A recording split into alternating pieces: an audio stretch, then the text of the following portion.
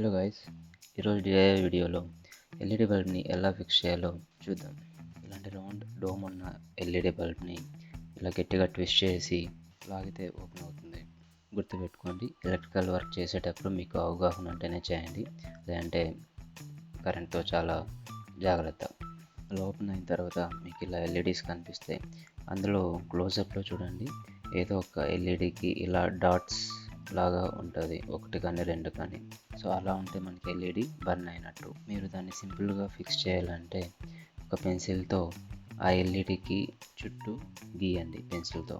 ఒకవేళ మీకు అక్కడ స్పేస్ లేదు, సో ఫస్ట్ మీరు ఆ ఎల్ఈడిని స్క్రేప్ చేసి బ్లేడ్తో ఆ స్పాట్ అంతా పెన్సిల్తో గీసేయండి. ఒకవేళ మీ దగ్గర కానీ మీ ఫ్రెండ్స్తో ఎవరితో అయినా కానీ సాల్డరింగ్ ఐరన్ అంతే, సో ఆ ఎల్ఈడిని స్క్రేప్ చేసి ఆ స్పాట్ని సోల్డర్ చేసేయండి.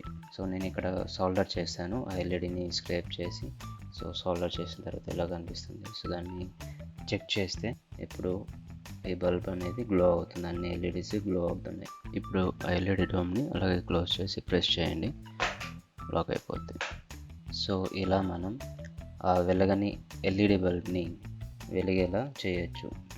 Hope you guys like this fix. Please like, share and subscribe. Thank you for watching.